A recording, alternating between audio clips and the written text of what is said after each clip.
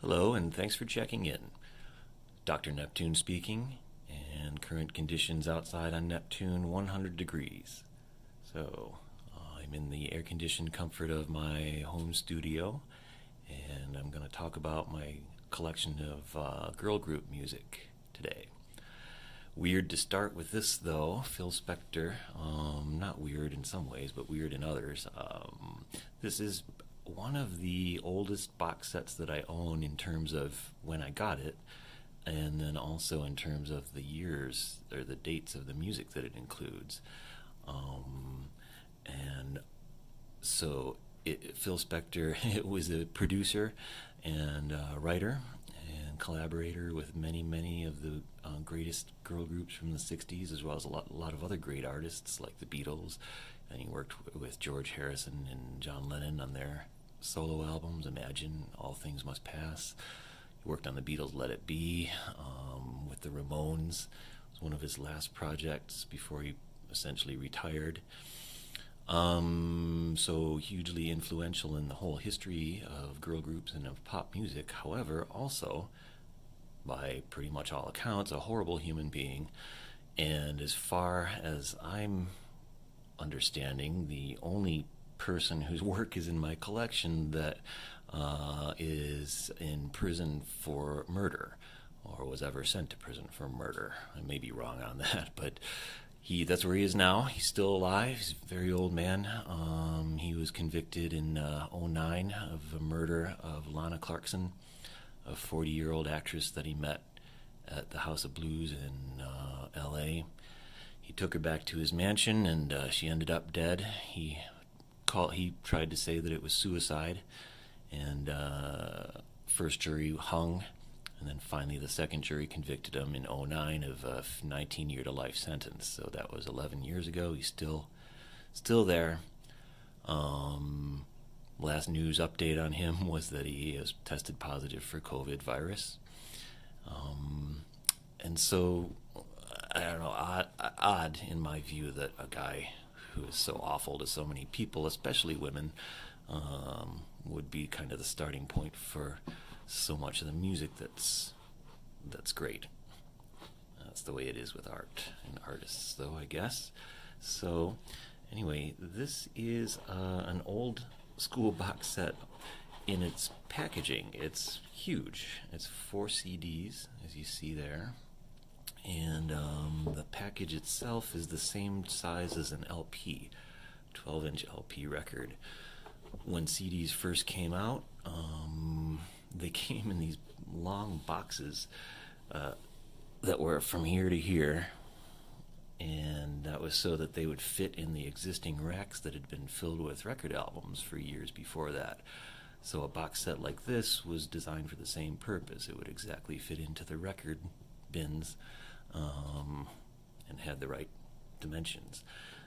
So a good thing about that is that the huge format of the book, for example, right, makes for some great pictures, lyrics here, some essays in the front, which is nice to have. But the drawback is the same as the drawback always was for LPs, which is storage. It's unwieldy and really unnecessarily huge. But this is an early example of what a box set looked like when they first started coming out. I'm actually going to do a little detour here to show you how things have changed. A detour from my main subject of girl groups, just to illustrate this point. So this is what a 4 CD set would look like in the early 90s. I'm actually going to go back in time a little bit here. This is, you can see it's the exact same size. It's a box set, but this one is of LPs. And this one, I think, is the first box set of any type that I ever bought. The date on it is 1970. I would have gotten it in the early 80s when I was in high school, probably. And so it had been, I guess, on the shelf since then. I knew that I liked Motown. I knew a lot of the artists that I'd heard on the radio, Diana Ross and the Supremes, Smokey Robinson and the Miracles, Four Tops, etc. So I thought this would be cool, and it was cool, but unwieldy. Again, I think that well, I know that I think I played it through all the way just once. And the problem that I have with this, alright, so you can see that there's a track listing here, and all these songs and artists are all-time classics, right? You would definitely want to hear these as much as you could. But what I guess I didn't realize when I got this was that almost all of them have these introductions, many of them by the artists. And so here, when it says intro by Smokey to Shop Around, that's Smokey Robinson giving a brief interview of what the circumstances of the song were and so forth. And you have that on almost every track. So what that means is to listen through to a whole side of the LP, you also had to listen to all the interviews. And what made it even worse was that the interviews were not on separate tracks. So even if I sat right next to the record player, picked up the needle, and put it onto the start of the next music track to skip the interview, I couldn't, because all of these interviews, and I confirmed this by replaying this for the first time in I don't know how many years, the interviews are faded into the intros of the songs. So if you want to hear Uptight by Stevie Wonder, you also have to listen to a few seconds or a minute of him talking as the music fades in. So, disappointing in that sense. Not the music's great, and then over the years I've had many more versions of anthologies by pretty much all those artists, and the Supremes in particular are relevant to the girl group discussion, although I don't currently have any of their work.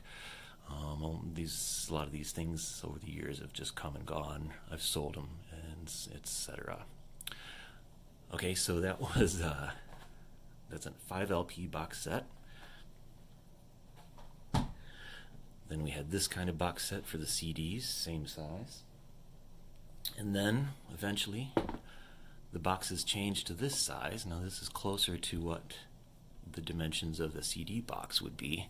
When you bought a single CD, being a cardboard box, CD would be at the top. Eventually I got to the point where I didn't carefully open the box and all that. I would just grab it like this, twist it, violently rip the CD out and throw the rest of the box out. It was a total waste. For years and years they packaged them like that, and it was absurd. What this is a box set of an old LP called Nuggets. It was a 2 LP version in its original form, and this is a vastly expanded CD edition and reissue of it. Nuggets is one of the first big important compilations of rock music, as it says here, original artifacts from the first psychedelic era, and a lot of punk rock music in particular comes directly from this. A lot of garage rock type stuff, and this is really seen as a lot of people, including me, as a forerunner to much of what we have today. So anyway, this is a good collection, very well known, and I think there's a Nuggets too, and there's other types of Nuggets under the Nuggets name. But anyway, here's how the CDs and booklet would look there for this version of a box set. Alright, and then at some point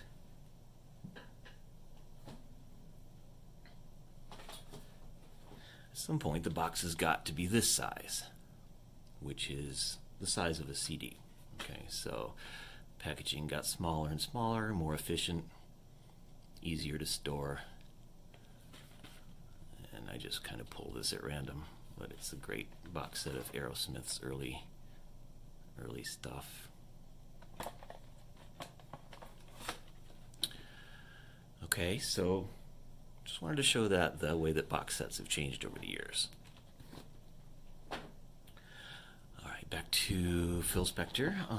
So these discs have his work with all of these older artists, like you see here.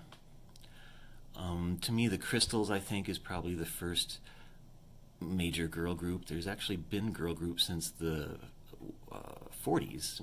Groups like the Andrews Sisters and Lennon Sisters were very popular, but in modern pop, the modern pop era, I see the very early 60s as the beginning, and probably the Crystals as the first important group.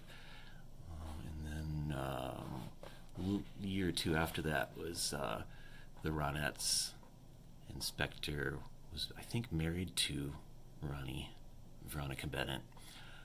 And then in later years, she accused him of all kinds of terrible abuse, and told those stories that I started off with about him being a violent and very unpleasant person. But here's his music, and as a producer, he was just fantastic. He worked with so many great musicians and writers. He wrote or co-wrote a lot of the songs on this set, produced all of them. This is an all-time classic Christmas album, A Christmas Gift for You. Oh, it's really jammed in there, huh?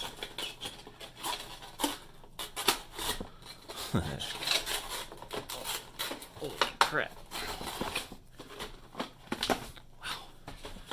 Alright, that wasn't as much of a fight to get in there as it was to take out just now. Anyway, here's A Christmas Gift for You with Crystals, Ronettes. Here's Bobby Sox and the Blue Jeans. Here's Darlene Love. Her song on here is the one that was always performed on the David Letterman show. Christmas Baby, Please Come Home. That was a tradition for many years on Letterman. She would come on and do that song with Paul Schaefer and his band. And I had actually thought she passed away. It turns out she just, when the Letterman show ended, she wasn't as visible, to me anyway.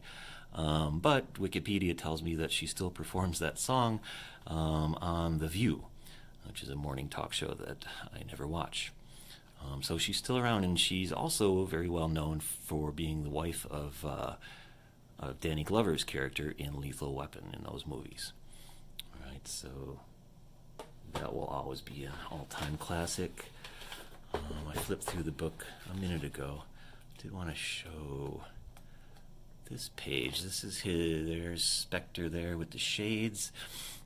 Here, right there, above my thumb, that's Sonny Bono, who was a member of his so-called crew. And Cher, also later of course, Sonny and Cher. Cher was involved in this group of collaborators early on, and we'll see her in a minute on another box set. In fact, that's where I'm going to turn to now.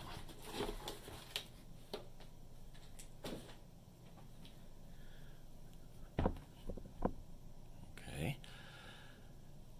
So here's a box set from Rhino. It came out in the early 2000s called Girl Group Sound Lost and Found. I love this packaging. I think it's either a hat box or a wig box, or maybe that's the same thing. You open it up here, and you find it says diary, made to look like an old-fashioned book of the time, and detailed information on all the artists and the songs. Oh, yeah, that was not Spector you just saw flash by. That was another guy, Jack Nitzsche, I think, that worked with Spector. Anyway, there's that. And then the 4 CDs in the set, they're meant to look like old makeup cases that a girl would carry in her purse, even with a little fake mirror. So I really like that packaging. This is a fantastic set. It has pretty much everything except what's on the Phil Spector box due to licensing issues. Some of those acts are here, but many others, some of them only appear once. Just a really amazing bunch of songs. You may see some names on here. Cher does one of these songs, so does Dolly Parton. And there's the Supremes, the Shangri-Las, and a bunch of others there. Alright, so really kind of the first heyday of the girl groups was the 60s, right from the early 60s to the late. And another group that we just saw, the Shangri-Las, one of the best, most influential groups of the time too. Leader of the Pack, their huge hit song, but many, many others. Mary Weiss, the singer, I think she was just 15 when the group started. Some girl groups were formed kind of organically, meaning they were friends who sang together and then through one way or another got into the business.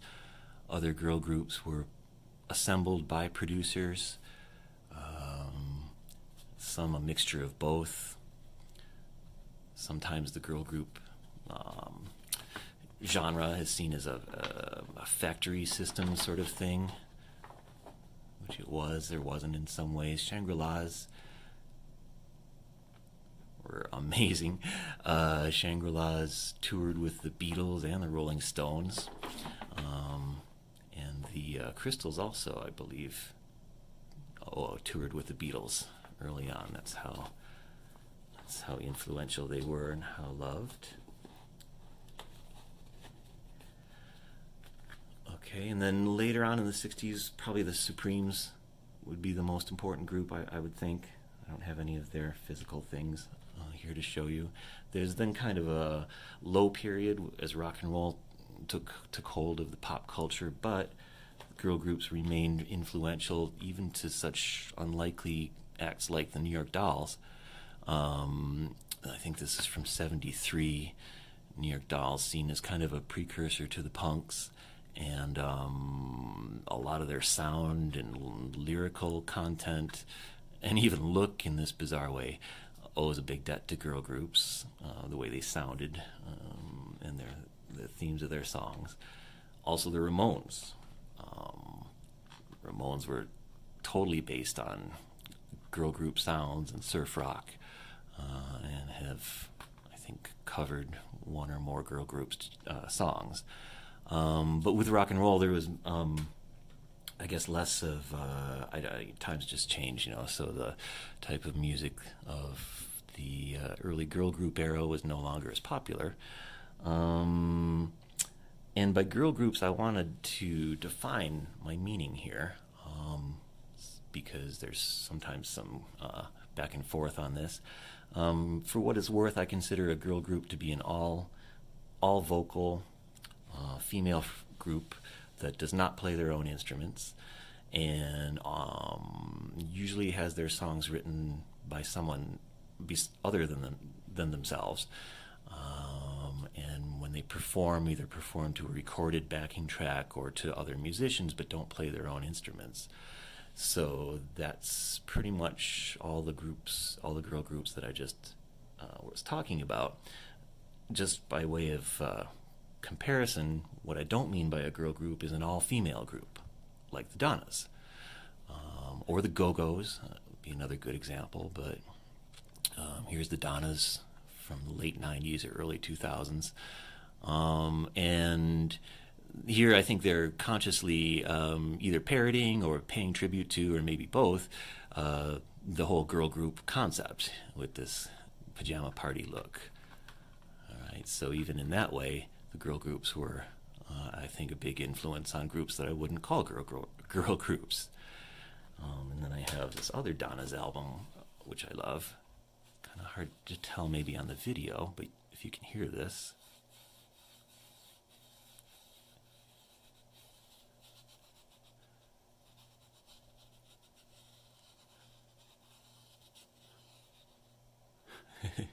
For the ASMR fans. This is kind of a velvety material, and I think it's supposed to look like one of those old black light posters. So Donna is a great kind of pop punk group, but again, not in my mind a girl group, rather an all-female band. And then Sleater Kinney is also a great example of this too. They're still around, still putting out great music. Came from the 90s grunge era in the Pacific Northwest. So that's how I define girl group, for what it's worth. So then, like I said, through a lot of the 70s and early 80s, there weren't so many girl groups around as there had been before. And it wasn't until the late 80s and early 90s started, I think, that girl groups really started to become popular again, with in a lot of ways the rap and R&B rise in popularity. So here we got Salt and Peppa and Vogue, both rap and R&B artists there together on this remix of What a Man. And then a few years later, Destiny's Child comes up, the young Beyonce. I've only got these couple of CD singles, Bootylicious. Always loved how the Stevie Nicks song is on there, Edge of 17. So a whole bunch of R&B groups like this in the 90s. This is one of my favorites, Black with a Q. This song, Boom Like an 808, big favorite. And even this group here, Dream, produced by Sean Puffy Combs. That was kind of the tag with this group, but they were good enough that I wanted to see their videos. There's only 2 songs there. Okay, This Is Me and He Loves You Not. But to me, they're in this long line of girl group history that I'm tracing here. Oh, I got an earthquake here. Hold on.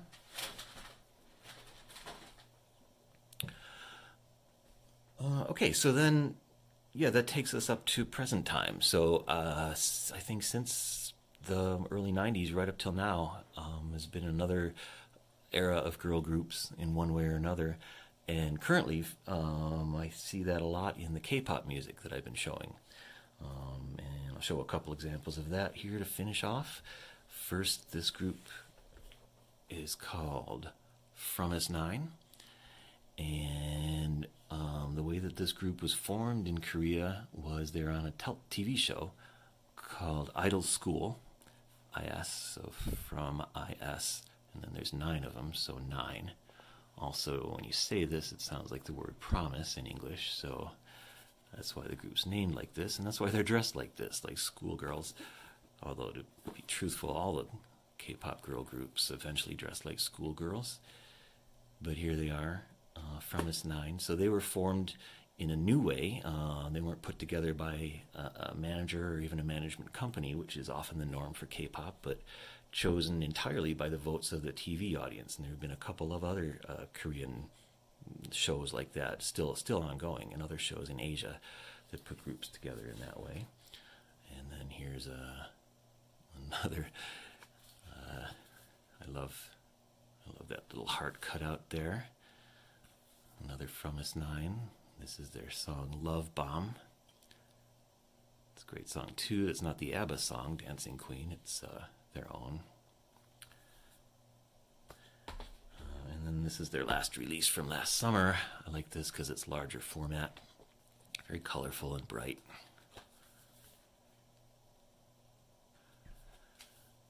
I know I talk a lot, or I try to talk a lot about the graphic design of these items as I show them. That's one of the things that I love to look at and think about.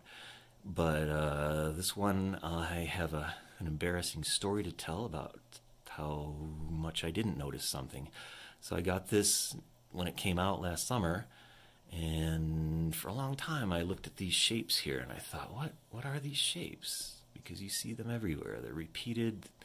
These kind of look like drugs or something, but I thought that couldn't be right. That they wouldn't put that on a CD cover, and songs that have nothing to do with drugs as far as I know. So I puzzled and puzzled what these shapes could mean. And then I turned it around. This was like a month ago, and it hit me that these shapes are those shapes. They're just rearranged. Maybe you saw that in me. Well, I don't know. I kind of clued you in, but there's the F, U, and the N, and the apostrophe. So the song is actually called Fun. It's not just fun. So sometimes it takes me a few times looking at this stuff to actually figure out what I'm actually looking at. And then the last thing I'll show you in here is I really want to give credit to this girl, Jason, because Jason, she was a main inspiration of me doing these videos in the first place, like it or not. Jason does a series of videos for under the Ronettes 9 channel of ASMR videos, and she sits at a table, has a stationary camera pointed at her, shows things to the camera, talks about them. She does it in a very soft, calm voice. So that's the ASMR part. But the part about showing things to the camera and talking really kind of inspired me. But I didn't want to put my face on camera because it's not as cute as hers, of course, and also just not comfortable with that. But I do have to say that those ASMR videos of Jason's were what really got me thinking of starting this whole project in the first place. And I'm going to conclude with